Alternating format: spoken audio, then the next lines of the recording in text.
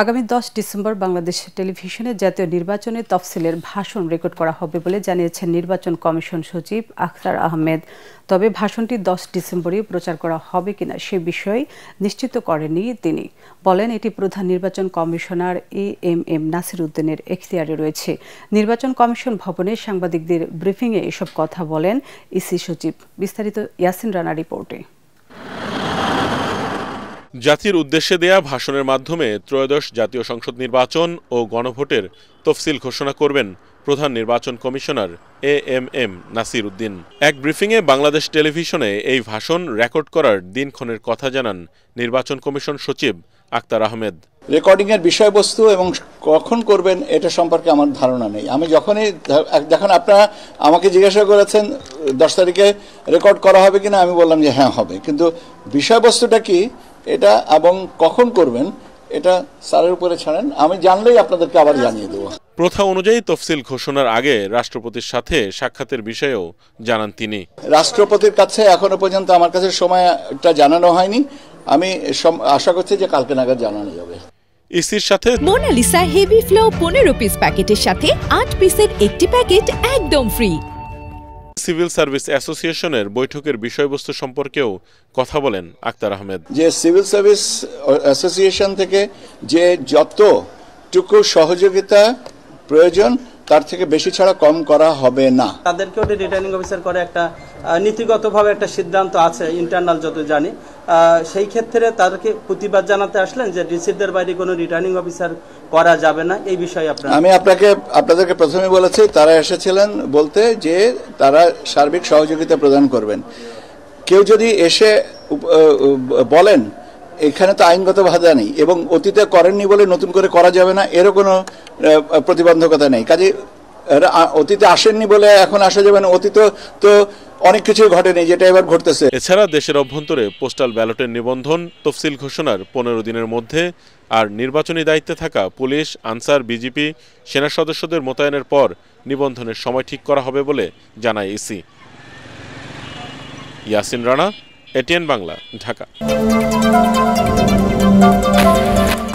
দেশের গণতান্ত্রিক ব্যবস্থাকে ব্যাহত করা ষড়যন্ত্র চলছে অভিযোগ করে বিএনপির ভারপ্রাপ্ত চেয়ারম্যান তারেক রহমান বলেছেন, কেউ কেউ একক চিন্তা চেতনা চাপিয়ে দেওয়ার চেষ্টা করছে যা গণতন্ত্রের জন্য হুমকি। বিএনপির দেশ গড়ার পরিকল্পনা শীর্ষক কর্মশালায় তিনি বলেন, সব ক্ষেত্রে বিশৃঙ্খলা চলছে, দেশকে স্বাভাবিক অবস্থায় ফিরিয়ে আনতে প্রয়োজন নির্বাচিত সরকার। এ সময় বিএনপি ক্ষমতায় গেলে 50 লাখ পরিবারকে ফ্যামিলি কার্ড দেওয়ার পরিকল্পনার কথা জানান তিনি। কামরুজ্জামান রাজীবের রিপোর্ট।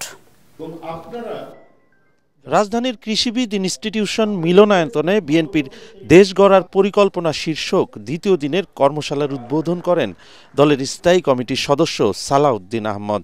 দেশের প্রতিটি মানুষের জীবন মান উন্নয়নে বিএনপির পরিকল্পনার কথা তুলে ধরে তিনি জানান, ফ্যামিলি, কৃষি ও স্বাস্থ্য কার্ডের মাধ্যমে প্রতিটি মানুষের সামাজিক নিরাপত্তা নিশ্চিত করাই বিএনপির অঙ্গীকার। এ সময় তিনি অভিযোগ করেন, নীতি আদর্শহীন একটি দল রাজনৈতিক ফায়দা নিতে ধর্মকে ব্যবহার করছে। শুধুমাত্র ধর্মের নামে একটা ট্যাবলেট বিক্রি করে জনগণের সাথে প্রতারণা করার পরিকল্পনা করছে। তাদেরকে জনগণ ইতিমধ্যে চিনেছে, তাদের মুখোশ উন্মোচিত হয়েছে। এতে লন্ডন থেকে ভার্চুয়ালি যুক্ত হয়ে সমাপনী বক্তব্যে বিএনপির ভারপ্রাপ্ত চেয়ারম্যান তারেক রহমান বলেন, কোনো অবাস্তব প্রতিশ্রুতি নয়, সুযোগ পেলে সাধারণ মানুষের সমস্যা সমাধান করবে বিএনপি। বাংলাদেশের মানুষ বাংলাদেশি জাতীয়তাবাদী দলকে যতবার সুযোগ দিয়েছে, এই দেশের জন্য বাংলাদেশ জাতীয়তাবাদী দল এই দেশের মানুষের জন্য ততবার ভালো কিছু করার চেষ্টা করেছে।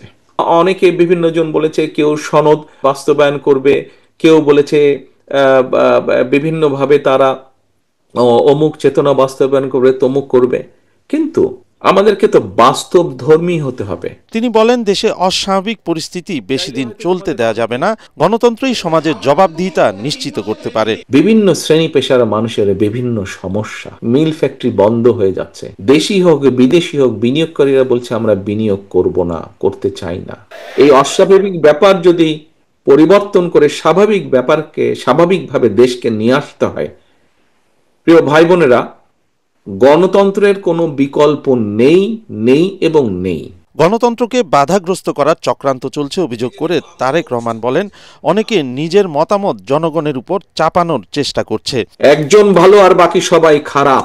দুঃখজনকভাবে হলো 5 তারিখের পরে কেন জানি মনে হচ্ছে সেটির বোধহয় পরিবর্তন হয়নি। এটির পরিবর্তন হওয়া বাঞ্ছনীয়, এটির পরিবর্তন হওয়া অত্যন্ত জরুরি। আমরা বহুদলীয় গণতন্ত্রে বিশ্বাস করি।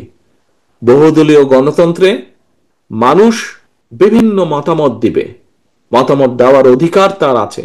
মনোনীত প্রার্থী পছন্দ না হলেও ধানের শীষকে বিজয়ী করতে কাজ করার আহ্বান জানান তারেক রহমান। তো এখানে প্রার্থী মুখ্য নয়, এখানে মুখ্য হচ্ছে তোমার দল, এখানে মুখ্য হচ্ছে দেশ এবং দেশ গঠনের পরিকল্পনা, যেটা প্ল্যান এবং প্ল্যানিং প্রোগ্রাম, এটা হচ্ছে মুখ্য, এবং মুখ্য হচ্ছে ধানের শীষ। ছাত্রদলের প্রিয় ভাই বোনেরা, কামরুজ্জামান রাজীব, এটিএন বাংলা, ঢাকা। ধর্মভিত্তিক রাজনীতি করলেও জামাত ধর্মের অপব্যবহার করে না বলে জানিয়েছেন দলটির আমির ডাক্তার শফিকুর রহমান। তিনি বলেন, যারা শুধু নির্বাচন আসলে নামাজ পড়েন, টুপি পরেন, হাতে তসবি নিয়ে চলেন, তারাই ধর্মকে ব্যবহার করে। গুলশানে ইউরোপীয় ইউনিয়নের রাষ্ট্রদূত সহ ঊর্ধ্বতন কর্মকর্তাদের সাথে বৈঠক শেষে সাংবাদিকদের প্রশ্নের জবাবে তিনি এসব কথা বলেন। এ সময় তিনি আরও বলেন, জাতীয় নির্বাচন পেছানোর কোনো সুযোগ নেই। বিস্তারিত জানাচ্ছেন ইয়াসিন রানা।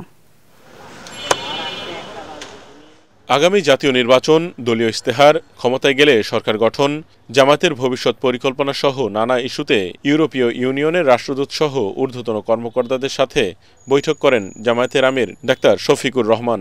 বৈঠক শেষে ব্রিফিংয়ে জামায়াতের আমির বলেন, নির্বাচন পিছিয়ে গেলে ক্ষতিগ্রস্ত হবে দেশ। আমরা ইলেকশন পিছানোর কোনো সুযোগ আছে মনে করি না, উচিত নয় মনে করি। আমরা মনে করি যে ফেব্রুয়ারির ঘোষিত এই টাইমলাইনের ভিতরে নির্বাচন হওয়াই দেশের জন্য একান্ত প্রয়োজন। এর সামান্য কোনো ব্যত্যয় ঘটলে দেশ দারুণভাবে ক্ষতিগ্রস্ত হবে।